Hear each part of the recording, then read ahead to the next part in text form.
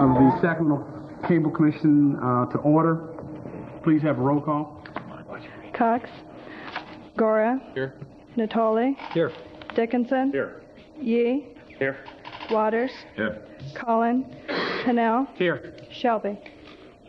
We have a quorum. Let me read a statement by the Commission. This meeting of the Sacramento Metropolitan Cable Television Commission is being videotaped in its entirety and will be cable cast without interruption on Metro Cable 14, the Government Affairs channel on Comcast cable system. Today's meeting is being cable cast live and will be repeated Saturday, October 4th at noon on Channel 14. A VHS copy is also available for checkout from any library branch. Members of the audience wishing to address the board should fill out a speaker identification located on the back table and give it to the secretary. She's sitting right up here. Please speak into the microphone when addressing the board and state your name and the record, and each speaker will have 3 minutes. Thank you very much. Will you please read item number 1? We have staff status, a review of the grantee agreement, modify if necessary. It was action that you took in September, and B, ordinance amendment update.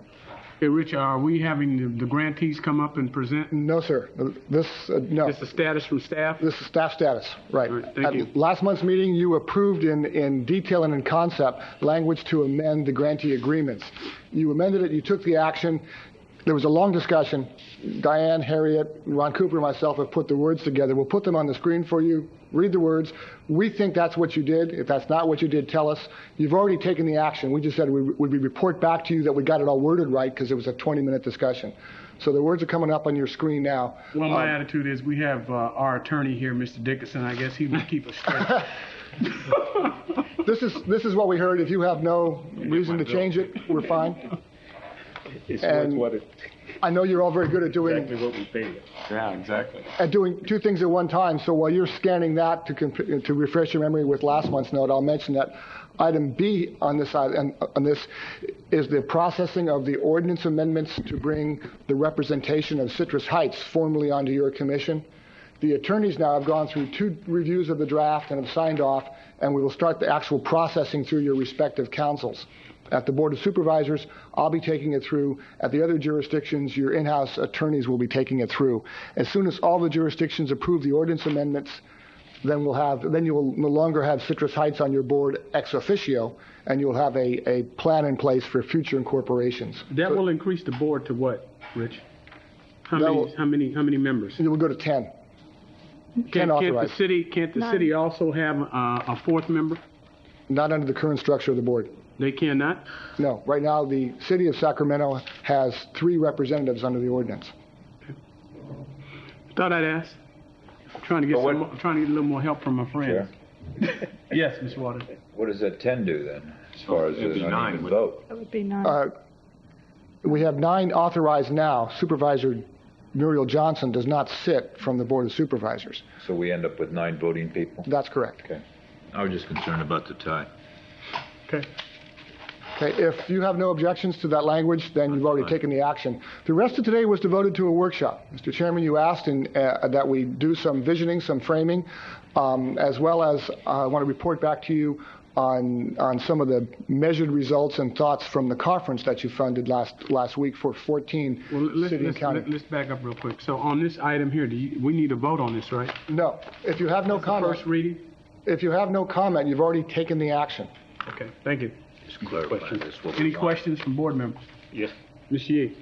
Rich, once the sale of SAC cable to Comcast is completed, does Ms. Johnson still have a conflict?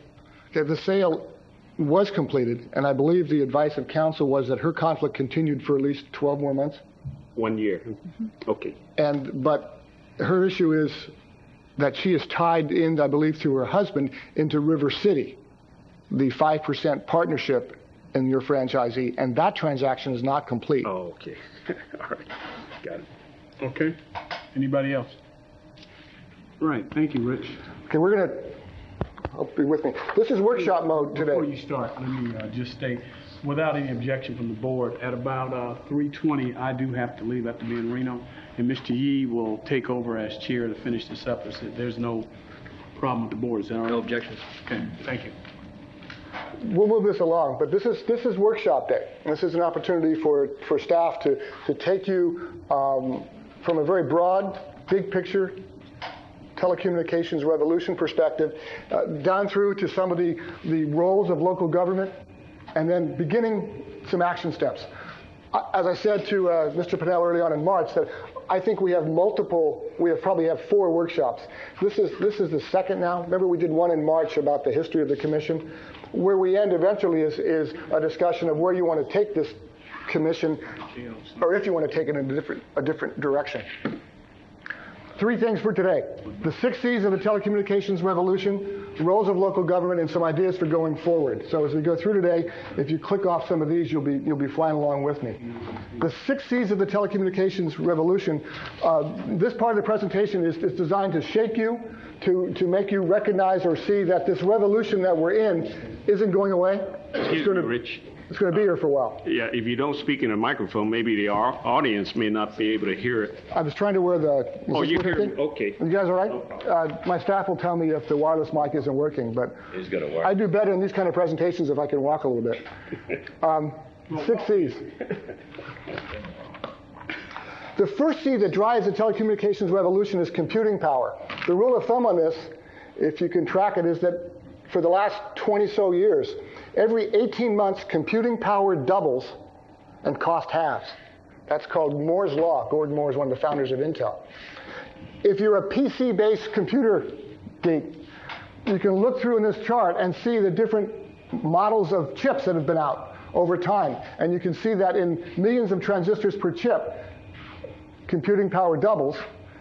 And the next screen shows when you look at cost, what happens to cost per instruction, cost per processing. I'll offer to you that this single C alone, computing power, is enough to drive a revolution by itself. We have 5 more C's to go through. So computing power is the strongest thing driving this revolution. By the way, it looks like it's going to continue at this rate, that is doubling in power and halving in cost every 18 months for another 8 or 9, 10 years.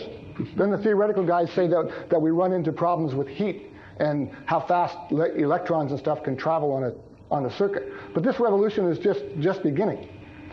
In the bigger scope, there's even more. The second C is communications power. There's several pieces of this. Let's take fiber optics for a second. Fiber is made out of silica. Silica is refined sand. It's the most plentiful thing we have on this planet. When it's refined and woven in a very pure form, signals, light pulses can be moved down the fiber. Some of the realities are a single strand of fiber going to every home in the United States could handle all the voice traffic on Mother's Day. A single strand of fiber. The bundles that are going in our streets are bundles of fiber, huge bundles of fiber with gigantic capacities. The combination of new fiber being placed, and in this country, some 4,000 strand miles of new fiber are placed every day. The combination of new fiber and new technology is doubling the fiber optic capacity, the capacity of communications every year. That's just on the fiber side. There's a whole other revolution, a whole other piece happening on the wireless side. Wireless digital communications are becoming very, very potent as we talk about PCS in our locale, personal communications systems and personal communications networks. There's technologies out there now that allow the entire bandwidth, that is the whole spectrum, including the spectrum that we're using right now on this wireless mic, to be used all the time. So as I'm talking to you, there's a break, a pause in speech. There's technology now that can fill that space with transmission of bits, transparent to us. So the second C in this revolution is communications power. I want to cap this. This is only 2 of the 6 C's. Cap this by, when we look back in human history, the telecommunications revolution we're in now, in some people's opinion, mine being one, puts any 2 other innovations in human history together. Takes the steam engine and links it with the printing press. That's the kind of change we're seeing in our globe. The next C is convergence. There's two kinds of convergence going on that are helping to drive this revolution. One is the convergence of technology. I think you're fairly familiar with that. It's convergence of computers and telecommunications and cable television and wireless broadcasting and radio. There's this huge convergence of technology that we just can't keep up with. But there's another convergence going on too it's important to point out that's driving this revolution. It's the convergence of capital. You're seeing big mergers, big entities getting together. Whoops. I'm going to see if I can back it up. I didn't mean to. I clicked it twice. Bill, if you can back it up once, fine. The point I was trying to show on convergence, and I'm going to use my right hand rather than my left hand, on convergence, are that last year there were some huge mergers of huge companies. Here's a display for last year's mergers. Interestingly, today, the one from the bottom, British Telecom and MCI, that blew up today when another company offered to buy at MCI for $30 billion, the biggest merger in history. The bringing together of capital is driving innovation, is driving change, is driving this revolution as well. These are not small convergences of capital. Thanks, Bill. I'm going to click it right this time. Next C is competition. The last time I briefed you in this mode, in workshop mode, was on the Telecommunications Act of 1996. It talks a lot about competition. Have we seen it yet at the consumer level? Not just yet. It's burgeoning. It's talked about. It certainly is strategically believed to be good for our economy. We're not quite there yet, but it's going to be moving forward. In some places, not here yet, but in some places we're seeing the cable company deliver telephone services. And the other way around, we're seeing the telephone company deliver cable services. Last Monday in the Wall Street Journal, front page, there was a story that our cable company, Comcast, is facing competition in a couple of their franchises from their local regional Bell operating company. Their local Pac Bell, Ameritech, is providing cable television services in their jurisdictions. So the competition is just starting to come. That's hard competition, real competition. There's another kind of competition in the FCC, in the Telecom Act that the FCC is implementing called resale. And this is where... Rich, let me ask a question. Sure. As a city, are there cities that are getting into these competitions? Yes, we're going to talk about that. Yes, that's clearly one of the options for local governments, is to look at being what we'll call later a smart community. I'm trying to be serious. I'm trying to get some... I'll get to it, but there are 3 cities in California actively pursuing that as an option. Mr. Cox's head came up over there. I guess that got his attention. Bottled water, and TV. There is competition for additional revenue from individual homeowners, residences, and businesses. And there's a lot of that competition going on.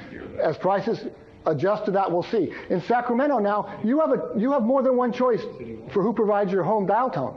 You can get home dial tone services now from 2 or 3 operators, depending on where you live. AT&T is actively marketing choice in Sacramento. So competition is one of the other factors coming forward.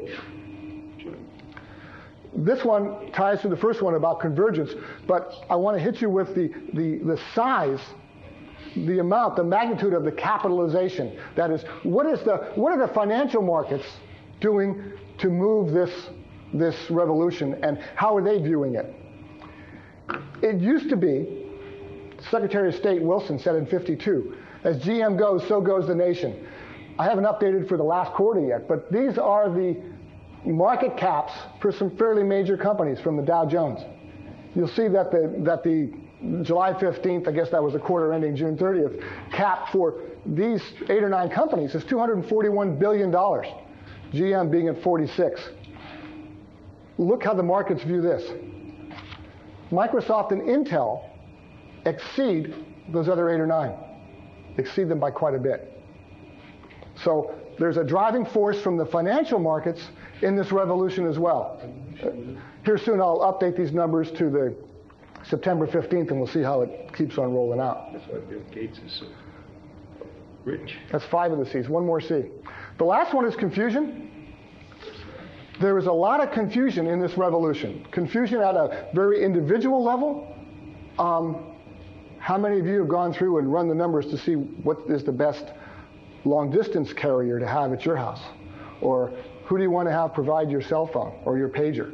And to figure out all the marketing nuances between which one. So there's confusion at the consumer level that has the potential to come back to local government for people asking for help and understanding that.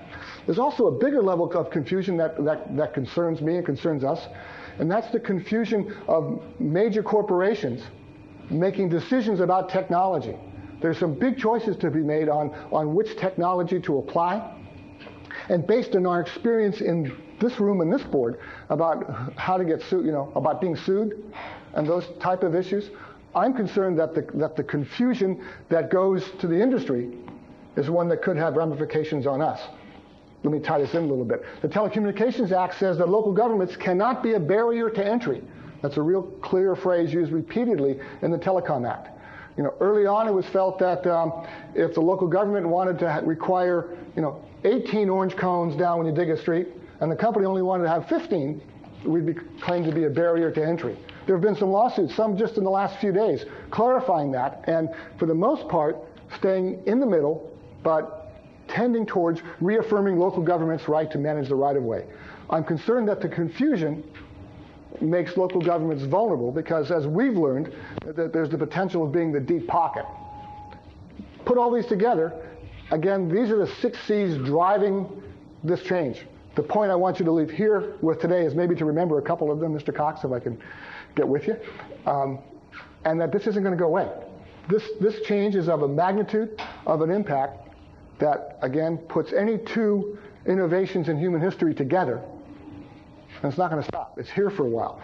So strategies to say, well, we'll kind of sit back and wait, may not be the right one because this is happening all the time. Okay, and the 6 C's, that's kind of our first piece. As we slide down the scale from being very broad, talking about telecommunications and technology, the next place I want to bring you today, and again I'm going quickly because of time schedules, is to a focus and a tool for local governments and where local governments should be within this. Traditionally, local governments address change using their regulator hat. Most of what you do in your local government capacity has to do with land use and the way we regulate, manage, control land use. For cable television, your regulatory role is waning. In 1999, in March of 1999, the overall ability to regulate rates reduces to just the entry-level tier. Moreover, this revolution, its speed, its nature, because it's so broad, says that going forward in a regulatory mode is not the role that we necessarily want to lead with. There are 3 other roles that local governments should be considering, and I claim that balancing these roles, coming forward in a balance among all 4, is what I consider to be local government leadership. Managing the right-of-way is next. Mr. Pinnell, Mr. Yee, this week the city of Sacramento, last week, adopted a trench cut ordinance. First step on a courageous step in many ways. First city in the state to move forward on it. You weren't coming at that, and staff tried to present that to you, that you weren't coming at that from the standpoint of being a regulator. Where you were coming from was trying to manage the right-of-way. We're going to bring to you in City Council sometime in the next 2 weeks a no-fee GIS, geographical information system-based coordination system for the utilities to use and the city to use to better coordinate right-of-way, to give the city and the industry the tools to be better managers of the right-of-way. And we're going to build in the city and maybe in the county. Rick, we're talking about it. On that point, when you say we are bringing it to you, who is we? I'll be part of the presentation with the city MIS people who are here today with us. So your city administrative services staff, based on the research we've done over the last 60 to 90 days, it's got a little process together we want to test downtown to see if, it's real simple, to see if by coordinating we can all save money. It works in other cities, I think we can do it too. One thing you have to understand, the information that was put forward by City of San Francisco was that they have that GIS, but it's not that accurate. So you might talk to them about it. Met with them daily. I'm looking forward to giving you the presentation. I think the one in Sacramento works. So we're ready to show it to you. Staff has been ahead working through this. The result of this is that if we can gather data, gather maps, gather GIS maps on where activity is happening in the right-of-way, one, we can use our role as manager to coordinate it better. Two, we can look for opportunities in doing that. As you know, there is numerous examples now in the city, and not as quite up to speed on the county side, where members of the telecom industry have said, we'd like to get into this conduit, like to get into this street. And the city says, well, we have access to a conduit, we'll let you in, but can you wire these couple of schools, or wire these couple of buildings? On a handshake. It's happening over and over again. The tool that we can use to maximize that, to take part in those opportunities, is gathering more data about managing the right-of-way and looking for opportunities. The third role is that of consumer. Cities and counties buy a lot of telecommunication services. We've got a lot of phone lines. We've got a lot of long distance. We've got a lot of cell phones. So we are an anchor tenant, if you will, on building infrastructure, if that's what we decide we want to do, or that's what we decide we want to buy from somewhere else. And the idea of aggregating demand for telecommunications hasn't gotten real far yet. Cities and counties do a pretty good job through CSAC and the League of cooperative buying of pencils. But we haven't looked yet at some of the ways we might aggregate and get better deals and or better systems as a consumer. So you think if we, with all the infrastructure and stuff that we have, we could barter and actually get better deals for things that we want to do city and county-wide? We haven't asked. Trying to get a dollar. We haven't even looked into those options. We haven't asked the questions yet. Yes. Makes sense. Lastly, we're a provider of telecommunication services. City and county collectively now, with some others, run a very expensive, very, very high-tech 800 megahertz system. You run a tremendous amount of telemetry as we move into the rain and flood season. You've got creeks and floods reporting in. You've got power sumps, pump stations reporting in. There's lots of provision internally of telecommunication services. What's hard is coordinating that. And the point of this second bit of our discussion is recognizing these different roles has to come at the top. Needs to come from policymakers, needs to come from the county exec and city managers. Because the folks that are down there working don't see all the pictures, see all the pieces. There's some examples now where, in the city, a couple of streets got dug up within a few weeks of each other by different departments. In fact, the reality is on the city side, as we looked at the data, and one of the reasons that this coordination process is so important, the biggest offender of the street management plan in the city is the city. So we're doing a lot of things internally to resolve those things. I wouldn't doubt that. So, the research is important. The idea of coordinating is important, but it takes people asking the questions, how we balance the roles. One of the best examples I like to use is one that the city wrestled with this week, and I think the county's right there too, is what's the public policy for placement of antenna on public buildings? And we've worked through the land use side of that. City Council just adopted a policy this week on a bit more of the placement side. But one of the pieces that we need to look at is that, yes, the placement of the antenna might generate X dollars into the city. But if you link the real estate guy with the communications guy who's out buying cell phone time, oftentimes the industry is interested in negotiating for increased services, multiplying the dollar amount for services. Why? We learned this from our cable television experience, I believe, or some other things. Cash flow is very important to telecommunications companies. And if they can give you a service, give you more cell phones and more usage rather than dollars, they will. And they'll put a multiplier on that. So the city economically benefits by moving from a straight X amount in to a 3 or 4X in services. That comes from somebody asking the question, are we being a manager of public right-of-way? And how are we linking that with our consumer role? We've got to educate council members, we've got to educate managers on those issues. So one of the conceptual tools for local government is to recognize the different roles this revolution puts us in and to balance them. The process of balancing these roles, I put a term leadership on, but it's a real critical one. Okay, so far? That's overview, the big picture. There's trains going down, this tidal wave of change is going through. There's some conceptual tools that local government managers and the policymakers need to grab hold of. From there now, I want to move into I'm bringing it down the sliding scale, and move to the bits and pieces of what we got out of Santa Monica last week. Recall that at the last meeting I asked and you supported sending a group of people to a Smart Communities Conference in Santa Monica. I've got for you, and I'll pass out shortly, some notes that we've all taken. My homework is this presentation to you today. All the other attendees had a homework assignment. I'll leave to you to see that who didn't do their homework. And I'm not going to a deputy county exec or assistant city manager and saying your homework's not done. But you'll see that what their notes are. The point is, we've moved to an opportunity, a jump start. If you recall, and if Betty's here, I don't see Betty, but Deputy City Manager Betty Masuoka from the city triggered this and saw it as an opportunity to jumpstart. So I want to move you now down into some of the aspects that I see for us. I may not be right on this, but I'm feeling pretty good about it. The conference was entitled Smart Communities. Conceptually, see if I can work on this term and help resolve this. Smart versus intelligent. The smart communities, Mr. Pinnell, are the ones which are, by the definition we're using, are the ones which are investing in infrastructure. They are building telecommunications capacity under the name of their city. A bunch of different ways. But Palo Alto's doing that, actively doing that now. Santa Monica is looking at that as well.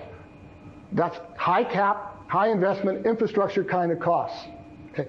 That's what I call a smart city, a smart community. That's one that is going out, getting revenue bonds or geo bonds, however they're doing it. They're digging trenches and putting in their own telecommunications. And there's certain characteristics of those type of communities that go out and build it themselves. Some of those characteristics are nobody else is providing it. They've got a real strong entrepreneurial spirit. They run their own electric utility. They've got a university within their city limits. There are some characteristics that move smart communities forward. Again, smart communities are one that are spending big bucks. Intelligent communities, which is where I think we are, take it differently. They get a vision of where they want to go. They define their goals and objectives relative to infrastructure, and then work on getting it piece at a time, a piece at a time. How you do that is if you've captured on the GIS who has conduits, who has wires in the ground, you know where you want to go, and you start buying or trading for the pieces to build it. So here's where I go. It's either build the infrastructure, invest in infrastructure, or invest in leadership. I think in this community, we have the capital to invest in leadership. I don't think we have the capital to invest in infrastructure. So there's no capital in this capital. That's my opinion. I don't think we've got the hundreds of millions of dollars to go after this. I don't think we need to, because there's a tremendous amount of capacity here from the private sector. I don't think we'll ever be a smart community in the way I just defined it. I don't think we'll ever be a community that buys and builds and activates physical capacity, infrastructure of our own. But we can be an intelligent community. We can be one that focuses policy and direction on where we want to go, looks for opportunities in getting there, and moves forward. That's what I consider to be an intelligent community. That basis is here, and we've got some more people that just joined us. We got 4 or 5 of the folks that joined us in Santa Monica here. And if you would, pass out this to everybody. While I'm talking, I know you do well at reading and listening. These are some of the notes and ideas from the participants of the group in Santa Monica at the conference. Yes, we got some ideas back from the conference. We also had 48 hours for key people at the city and the county to be together and focus on a particular issue and kind of bring up together. So you'll see from their notes a theme I've marked off and ticked off a few areas to look at. And we'll bring the lights up here in a second. There's a theme running. There's a concept, a jumpstart going. Let me finish this, then you can bring the lights up. Bill, thanks. So how to go forward. The how to go forward part applies mostly now to the Board of Supervisors and City Council, Sacramento City Council. Mr. Gore, maybe Galt and Citrus Heights come back along the way here. But this is the strategy. This takes my opinion, the things we picked up, and talks about how we might want to go forward. So the first part is goals. The goals, I think, are to develop and build common policies. If one thing became clear to me of 3 or 4, maybe some of it I knew before, but in Santa Monica, was that to make this work, to get to the point where we're an intelligent community, one which has a vision, a direction, we've got to do it in such a way that the geopolitical entities are aligned. And it's not just the city and county. That probably means bringing in some other players to the table. And those players are ones, in my mind, who have interest or investment in infrastructure and or deal with or manage the right-of-way. And you could think in our city, that in our community, that probably means education, the education folks, the education segment. Well, we probably have to be looking at SMUD, at our utility district. To the extent that we can identify and move towards common policies of those jurisdictions, we've laid out our goals. What might some of those common policies be? To coordinate and manage the right-of-way. To talk about as a community what type of internet connectivity we want. Are we interested in internet connectivity, homes, schools, post office, individual residences? Is that where we're going? Is that where we want to get? Can we aggregate demand for services? Are we interested in making better operating decisions? Where are we with telecommuting? We've talked about it in little bits and pieces.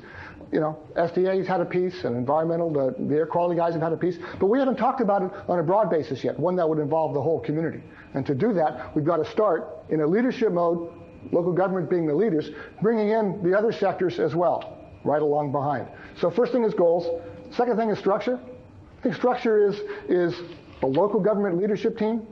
Why local government at the kind of at the top of this?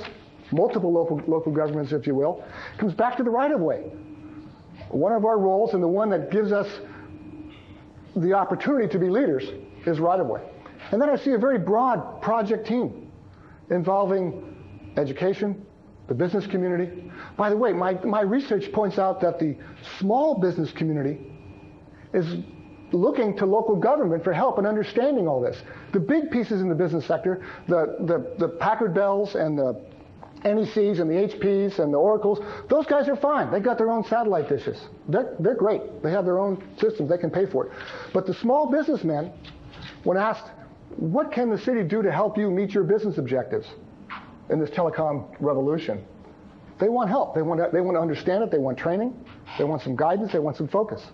There's a role we can play there. Again, not to invest in infrastructure, but certainly to raise their level of education. The city and the county do brown bag lunches, educating staff, your own staff, on some of this, on email.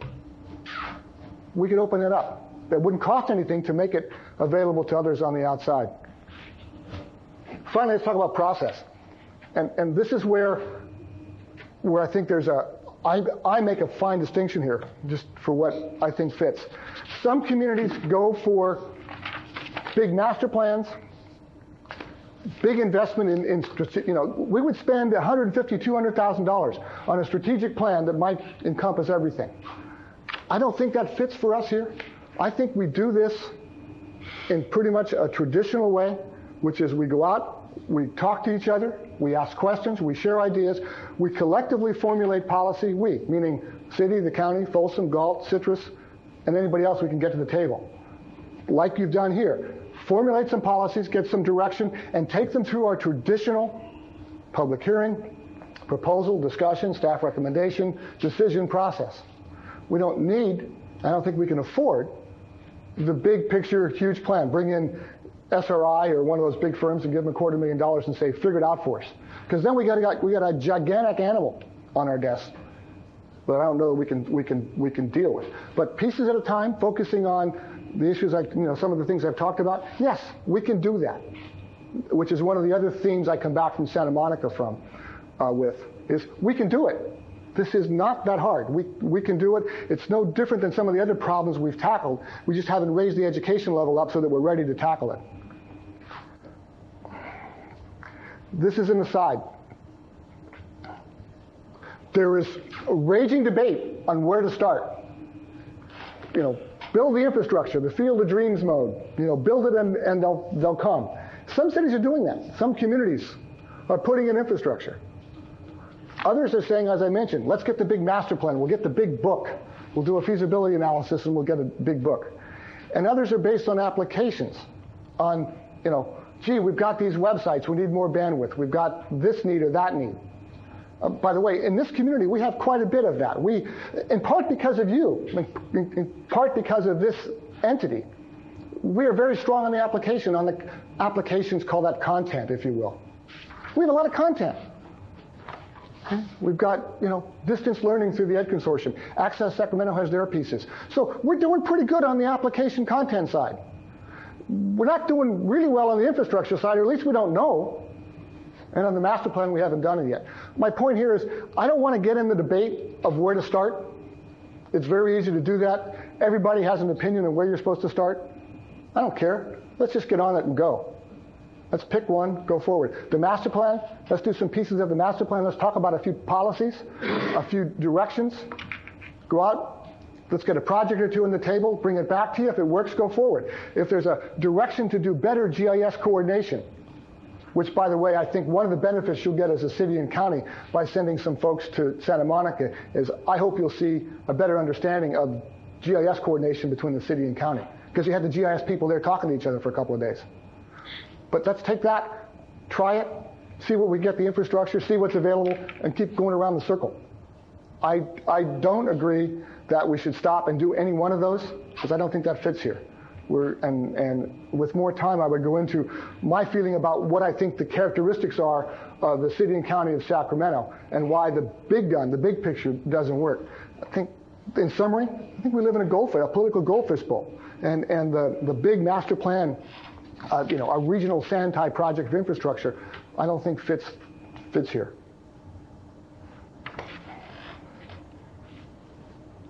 If you want, I think the next time we do one of these workshops, after you've had an opportunity to let this perk, and after the opportunity comes for hopefully some input in your respective offices, respective homes, coming through council, coming through the board, on steps that the city manager and his staff, the county exec, his staff want to take. And I think it's appropriate to go to our last workshop, hear from the public, hear from the grantees, get a dialogue going amongst yourself on where you want to go with this commission. The reality is the cable television role is diminishing as a regulator, and cable television as a separate system in this big revolution. It's all coming together in convergence. This entity exists as long as the franchise does, and the franchise exists to 2023. You can not do anything, there's no consequence, everything's fine, everything stays where it is. But you already have a regional board, you are it, representing many of the jurisdictions, but maybe not all. You've got some resources coming in. You have some degree of education. Not as much as I'd like you to have, but we're getting there. Well, that's why we're doing the workshop. Exactly. Trying to get a little edification. Exactly. So there may be, if you want to talk about it, a role for this commission to play in letting and getting and moving your respective jurisdictions to a policy focus on some of these issues. In the same way that this group was formed for cable television, because all the other entities and all the other members didn't have time to focus on this one issue. Maybe you become that group that seeds it. So the next time when the chairman says, let's talk. That question, how do we get that? How do you get to the next step? How do we get to the next step? Let's assume that this board said yes. How do we get to the next step? For this board or for the county? For this board.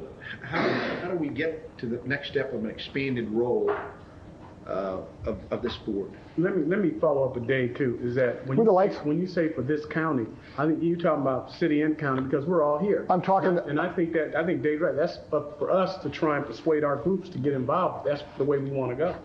Yeah. Let me just let's take ask the question. Let's for a second assume that we embrace what you have said. The question is, how do we embrace and extend? That's the question. The how-to part, we can answer that way in a couple of ways. I think there's two options. You could go for a formal ordinance amendment, expanding your role, and go so far as to ask the parental jurisdictions to give you authority, as you have now over cable television. That's clearly one option. So basically, every time your ordinance says cable television, you change it to telecommunications. That would be if the Board of Supervisors and City Council and Folsom and Galt were comfortable giving you that authority.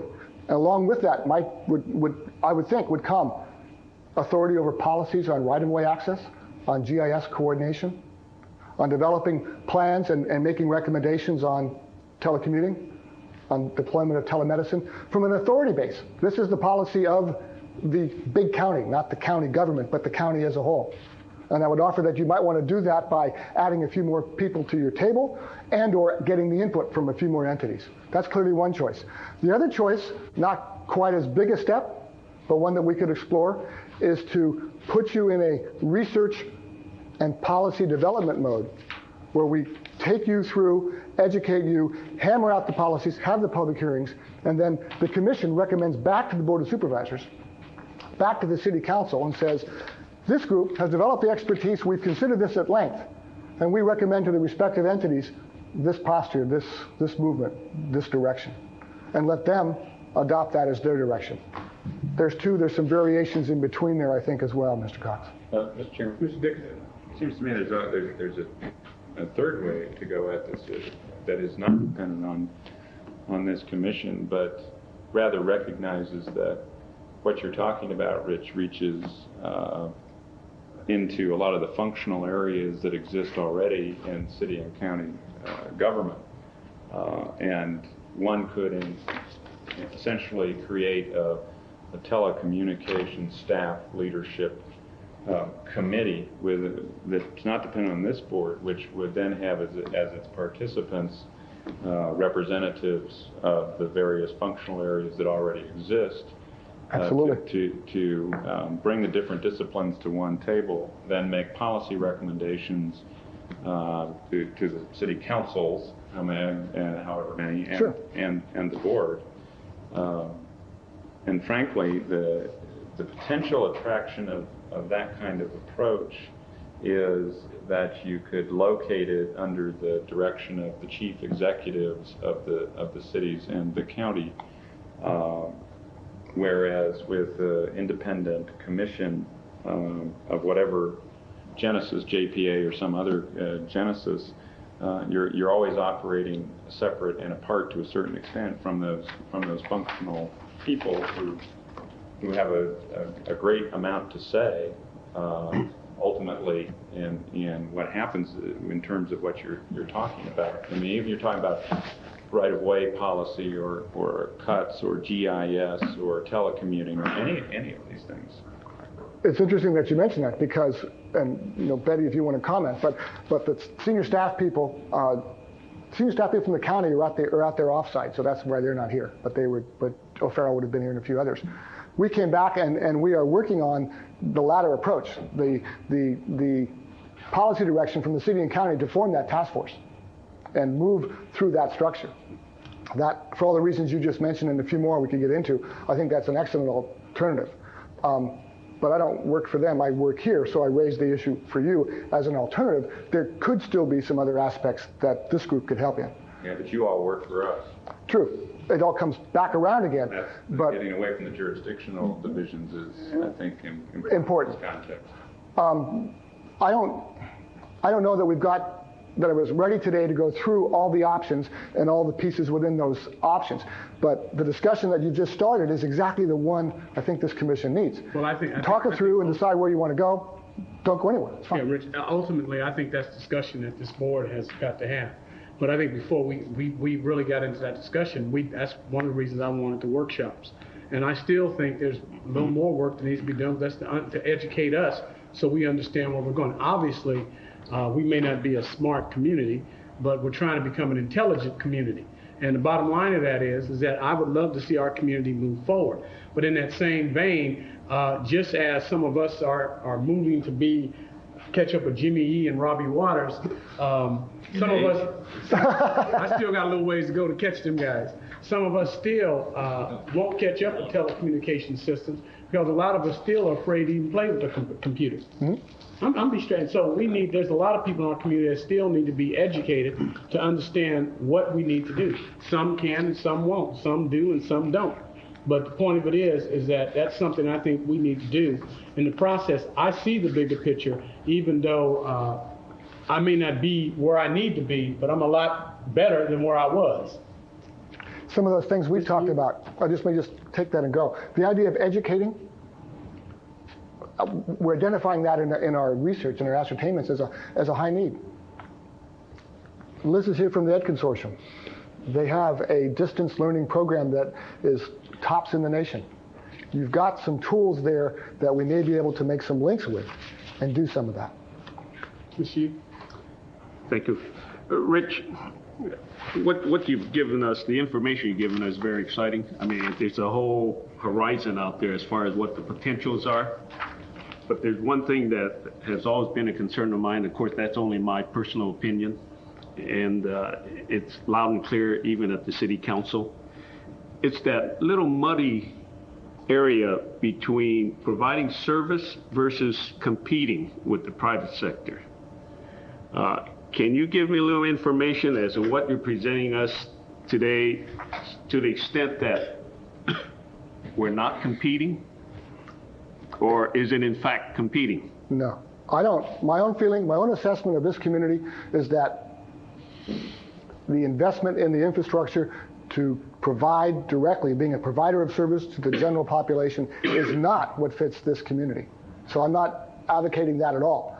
But I can tell you that to the extent we can take a leadership perspective position and help align things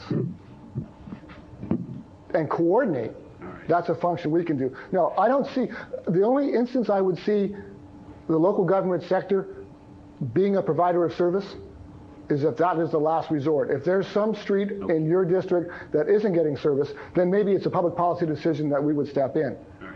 But to the extent that we can say, again, back to the example of the city's getting ready to dig up Freeport. Okay, we don't have a conduit policy that I'm aware of if they're ready to dig up Freeport.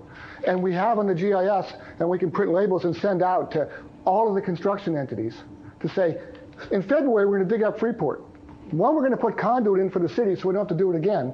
But two, if 2 or 3 companies that are planning to dig Freeport for their own needs want to come in and use the trench or get in the trench at the same time, they can save money.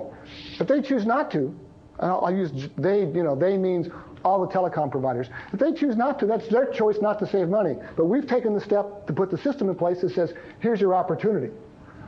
Other cities, I know it works very well. And I've seen it, when they get all done, the private industry says, you help coordinate, you saved us a bunch of money, we'll allocate this kind of capacity over to you, or we'll pick up and wire those schools. So no, Mr. I don't see this community in the competitive business, except for that one example, and that isn't competitive. That's just the one example where we would be the provider of last resort.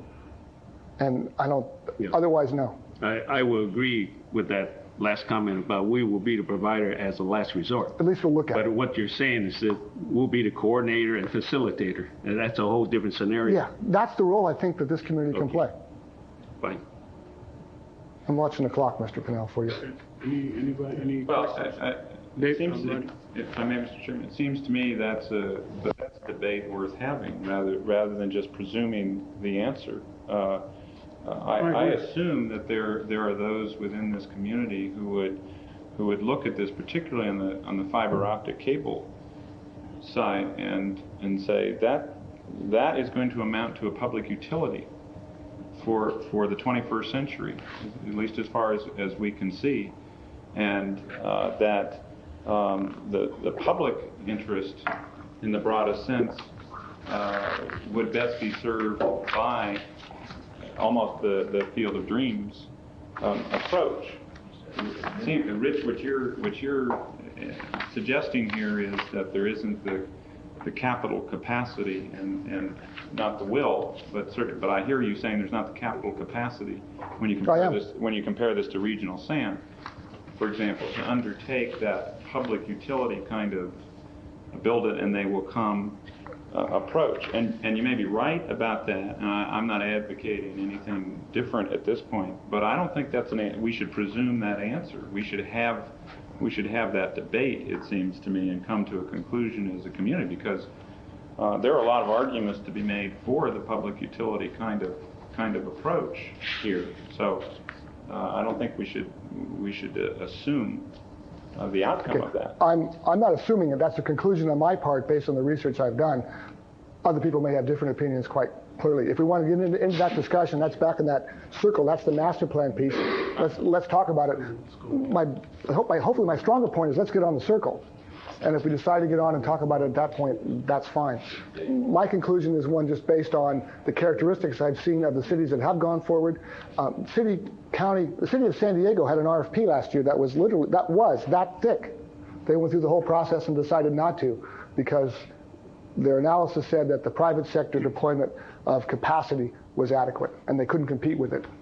But they went through the process big time and they had more characteristics towards success than I think we do.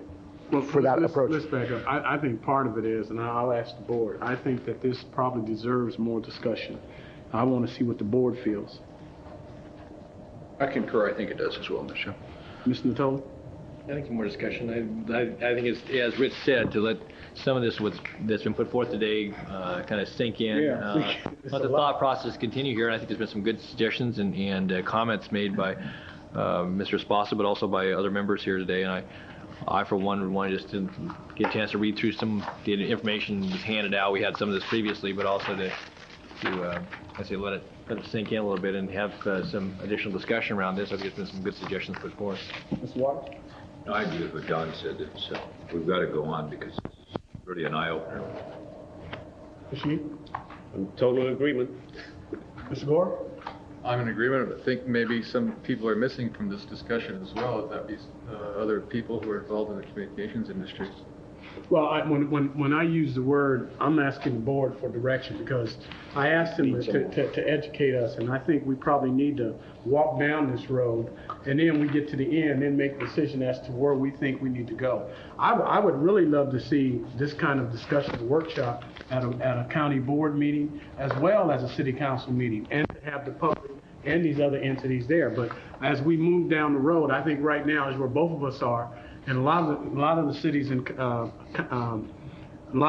that are in this area, and I think we need to, at least at this point, spearhead that decision, and that's what we'll continually try and do. Good suggestion. If I have no problems, I will work with executive director to make that happen.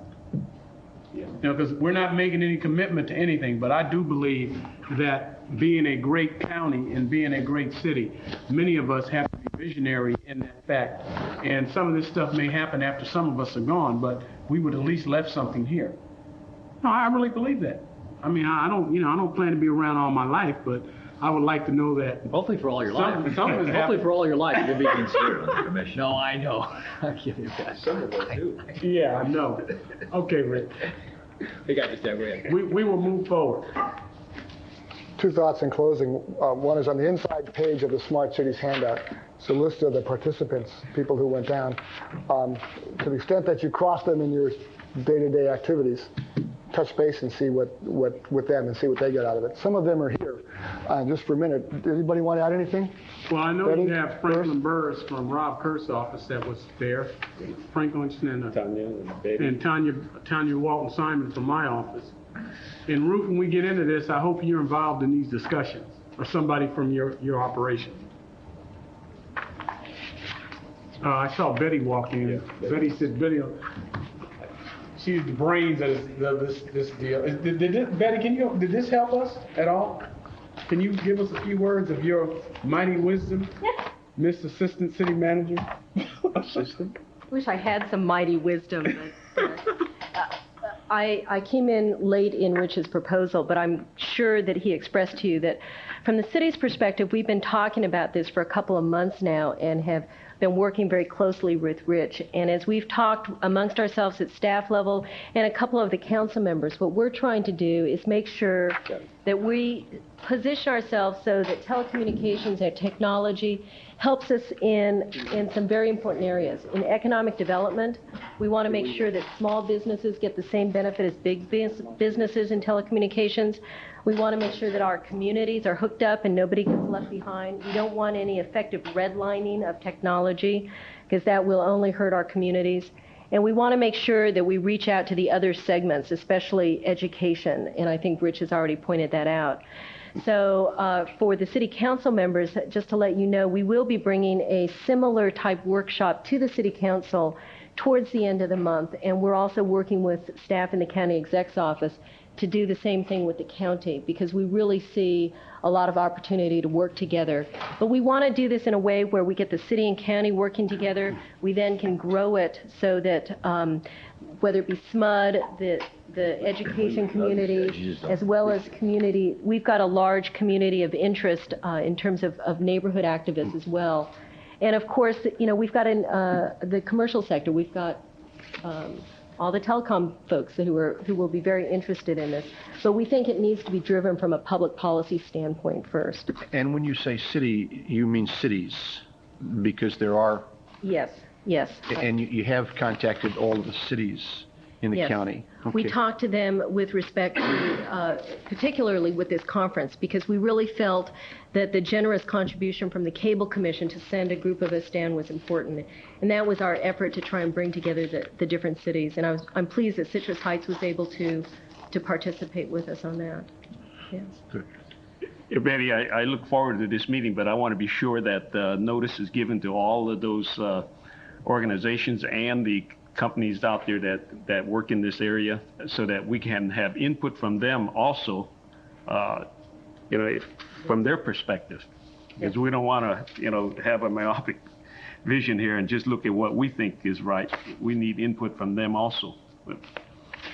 So I look forward to that meeting. I'm glad that Sam did mention that we'd like to have workshops both at the supervisors board meeting and at all the different council meetings, so that we're all educated.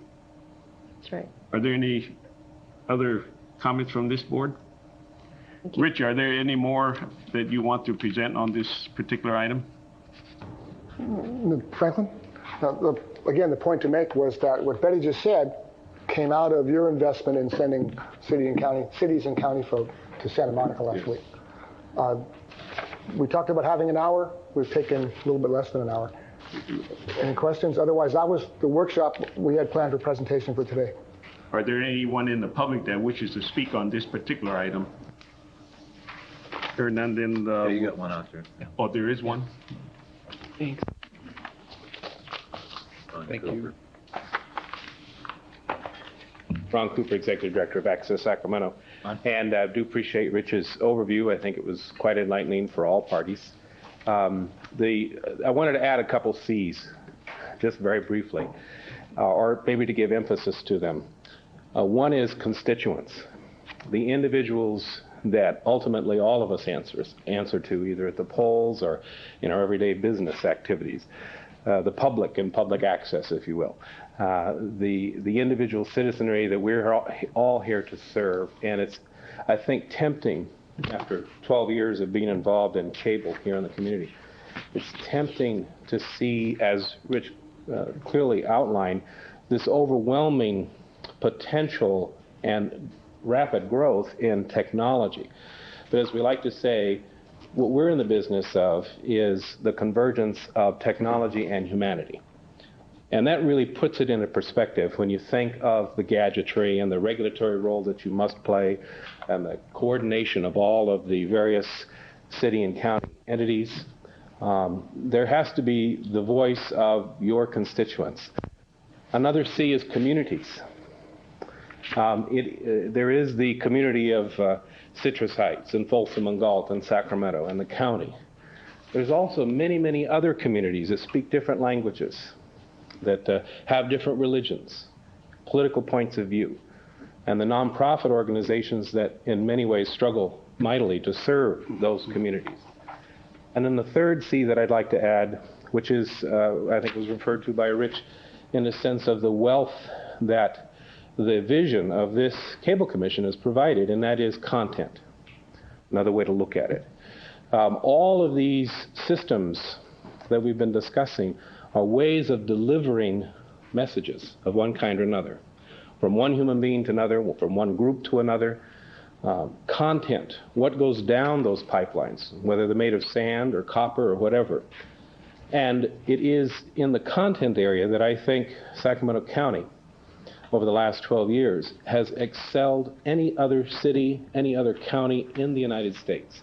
We have such a wealth of content, the numbers of people, the numbers of groups, the Educational Cable Consortium, your own programming on Metro 14, just exciting. And that as we move forward, we look forward to also participating in the workshops by giving you a glimpse of the content that exists and the networking that exists in communities and constituents. That's quite exciting, and I hope would be an incentive to be excited about this added role and added responsibility in order to further all of that wonderful content, the voices of those constituents, and the furtherance of all of our communities. Thank you. Thank you, Ron. Any questions of Mr. Cooper?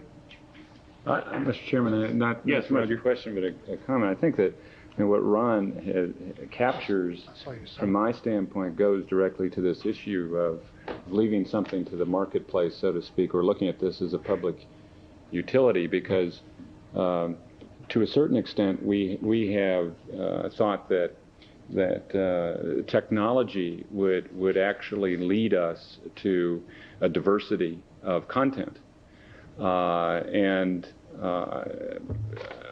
I think that in many places across this country, what they have concluded is that the advances in technology have not necessarily led to a diversity of content, which suggests a more public utility kind of approach to ensure that there's diversity of content in the communities that you're referring to share in the opportunity that advances in technology present. But that may come into conflict with the notion of leaving something to competition, strictly to define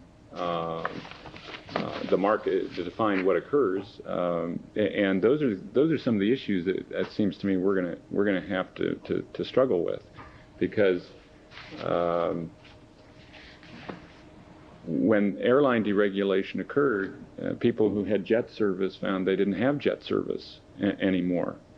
Was that a bad thing? Not in economic terms necessarily, but people in those communities lost something that they perceived to be a good thing. So it's very, and what happened in that setting is very simplistic to compare to what's going on in telecommunications, it seems to me. So you raise pertinent issues, and I think that those are the kinds of issues that we're all going to have to address in this context. It may well be that changes and improvements in technology do answer the diversity question, that one is able to find virtually anything one wants in terms of opportunities, programming, and the like, as technology changes. Maybe the internet is something of an example of that, if that's the direction we're headed, where you can virtually find whatever suits your own personal needs and desires. But we have not yet made that technology available universally either, which is the other end of the spectrum. And when you refer to constituents, that to me says you're talking about that other end of the spectrum. It's not just what you offer in terms of content, but who can receive it. And again, you come back to the notion of that's bound up in the conversation about competition versus public utility approach. Metro Cable 14 does a great job. What's the cable penetration in Sacramento County? 50%. So half the people who have television sets, or half the units, I don't know exactly. I forget exactly how it's named, don't get Metro Cable 14 because they don't have cable. Or they have somebody else's cable besides Comcast. So those are just, I think, the issues at the tip of the iceberg. I couldn't agree with you more, Mr. Dickinson. The key too, I think, is this: we would not have the content that I was describing. Can you imagine a county supervisor's meeting that depended on commercials in order to be seen? I mean, there is an issue here. What I was speaking to and what you hear me go on and on about, I know ad nauseum, is the develop of hours and hours and days of content. That content not based on the size of one's pocketbook, not based on one's ability to pay to be a speaker. And that is similar to universal service in terms of telephone and utilities, to make sure that this basic connection is made and is available to all. If 12 years ago you had said only commercial interests will drive cable content, you would see channels not that much different from the commercial radio and TV stations, and the lack of representation that you were speaking to. I mean, those is who sells the most soap, and that cannot be the only criteria for voices in our community. Thank you, Ron. Thank you. Any further comments from the board? Rich, I want to thank you for the wonderful report and look forward to some more information at our future workshops. That was great. You need to go to 102, Rich. One now. Give them 102. 102? Okay. Yes, sir. We're ready. We make sure we graduate from 101 first. Well, Okay, we'll move on to our next item. The test is tomorrow. Are there anyone in the audience that wishes to speak on items that are not on the agenda? Don't see any. I declare this meeting adjourned. Good job, Mr. Yee.